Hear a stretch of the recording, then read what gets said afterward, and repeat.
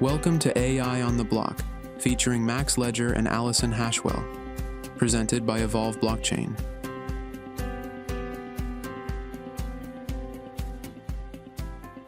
Welcome, curious minds, to another deep dive.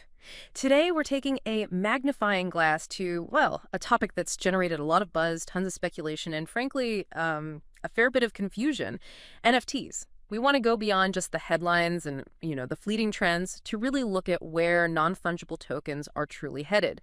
Our source for this deep dive is a pretty fascinating one. It's excerpts from a report called NFT Horizons: Utility, AI, and Interoperability. And this material, it paints a really vivid picture of an NFT space that's, well, maturing, moving pretty rapidly from just speculative assets towards, foundational digital infrastructure. Indeed. Yeah, our mission today is really to cut through all that noise, understand the real-world utility that's genuinely emerging, and explore how these digital assets are set to integrate into our lives. We'll be focusing on the practical applications and, honestly, some surprising innovations that are driving this whole evolution forward. Okay, let's unpack this then.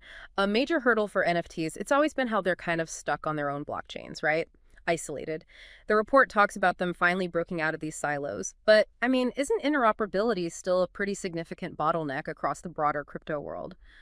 What are the real breakthroughs here that make it different for NFTs, according to the report? Yeah, that's a fair point.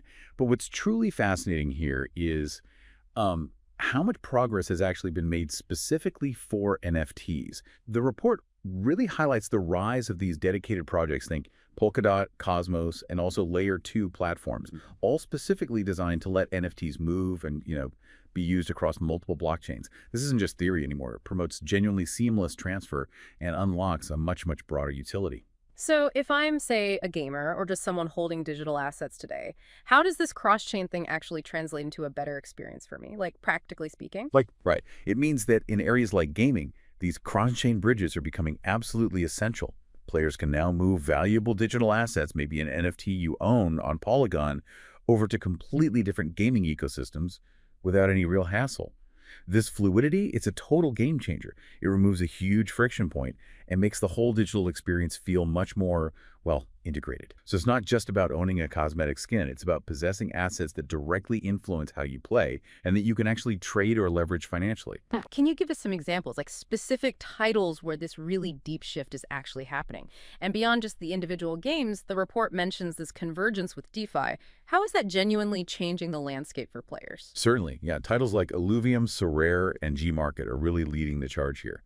In these games, NFTs represent characters, items, even player cards that you truly own, and they can evolve with you.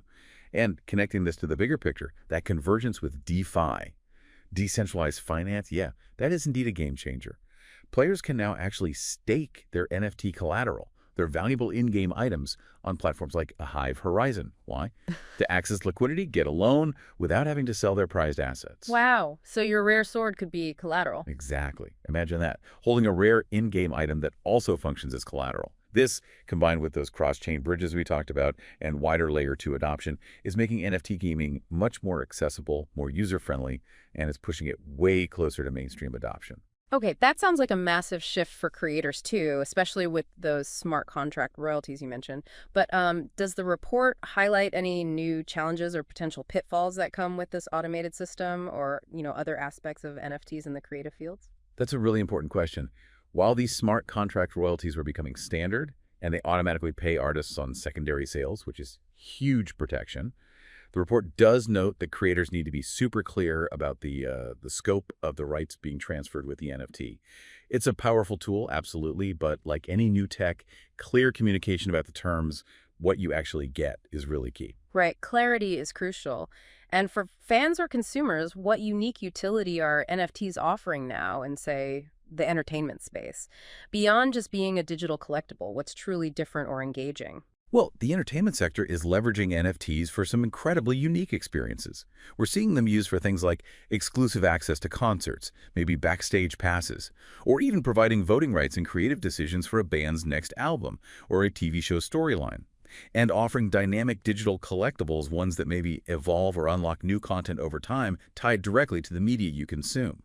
Plus, licensing via NFTs lets brands sell verified digital goods think merchandise with controlled IP rights, ensuring authenticity and a clear chain of ownership for you, the consumer. Okay, good to hear. So what does all this mean for physical things, assets you can actually touch? Are NFTs playing a significant role in bridging the digital and physical worlds? Oh, absolutely. The report really emphasizes how NFTs are being used more and more to represent fractional ownership of physical assets. Think about it. Pieces of real estate, high-value art, maybe even classic cars or luxury vehicles, they can now be digitally represented by an NFT or multiple NFTs, allowing shared ownership. Platforms like Realty for real estate or crypto autos for vehicles, they're really leading this charge. That's fascinating. So for an everyday person listening, someone who might never have been able to afford, say, a whole piece of prime real estate or a multi-million-dollar painting, how does this tokenization actually impact your ability to invest or own a piece of that? This tokenization has genuinely democratized investment in a big way. It significantly lowers those huge entry barriers. It allows you to own a small, verifiable share of a previously illiquid, hard-to-sell asset. And this dramatically increases liquidity, makes it easier to buy and sell shares for assets that were once very difficult to trade or invest in fractionally. It opens up entirely new markets for the average person to participate in. Okay, this next point from the report, it really feels like it gets into the futuristic side of things. The idea of intelligent NFTs, it sounds almost like sci-fi. Can you walk us through what the report actually means by dynamic evolving tokens? Maybe give us a hypothetical scenario of how one might interact with a user. All right, this is where it gets really interesting, I think. The report points directly to the rise of these intelligent NFTs, or INFTs. They're being built on new standards, like ERC 7857. And what this standard enables is truly dynamic, evolving tokens that can actually respond to user interaction or data triggers, or even potentially learn over time. So imagine an NFT character in a game that develops its own unique personality based on how you interact with it. Or think about an NFT artwork that subtly changes its visuals based on real-world weather data fed into it. So it's not just a static image or, a fixed item anymore. It's something that actually responds and evolves. How does this then extend into those GameFi ecosystems you mentioned earlier? Exactly. It's not static at all. And this extends directly into GameFi ecosystems. We're seeing AI agents being embedded within these NFTs. This enables dynamic NPCs, non-player characters, that aren't just following pre-programmed scripts. They can react intelligently to player choices, maybe even participate meaningfully in the game's economy. The gameplay itself becomes economically functional and can evolve based on player interaction in ways we've honestly never seen before. It's creating these living, breathing, digital companions and participants within game worlds. Wow. And within the metaverse itself, what unique opportunities are emerging for someone like me, someone interested in expressing my digital identity through these kinds of hybrid assets, or even purely digital ones?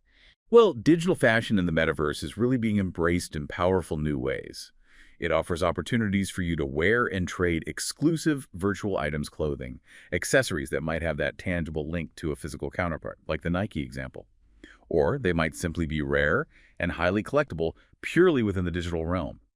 This blurring of the lines between our physical and digital identities, it isn't just about showing off virtual bling. It's about true ownership, unique self-expression in these growing virtual spaces, creating a much more seamless experience between our different worlds. Wow. Okay. We have definitely covered a lot of ground today. It's really clear that the NFT space, far from just being, that speculative bubble people talked about, it seems to be rapidly maturing into something far more nuanced and genuinely utility-driven than maybe those early headlines suggested. Indeed. Yeah, the picture painted by this report is one of pretty profound maturity. There's a sharp focus on real-world utility. Everything from these robust gaming economies and the seamless DeFi integration we discussed to genuinely sustainable practices, physical asset tokenization, intelligent content, and these really fascinating hybrid collectibles. This transformation is truly shifting NFTs from just speculative buzz towards being foundational digital infrastructure. Yeah. Increasingly operating, perhaps, behind the scenes without us even realizing it. So as you reflect on this deep dive, maybe consider this. If NFTs are becoming this foundational digital infrastructure, seamlessly blending the physical and digital, what totally new forms of ownership or interaction or even creativity might emerge when they become so integrated into everything we do that we barely even notice they're there? Thanks for listening. Be sure to join Max and Allison next episode as they dig deeper into the different facets of Evolve blockchain. This has been AI on the Block.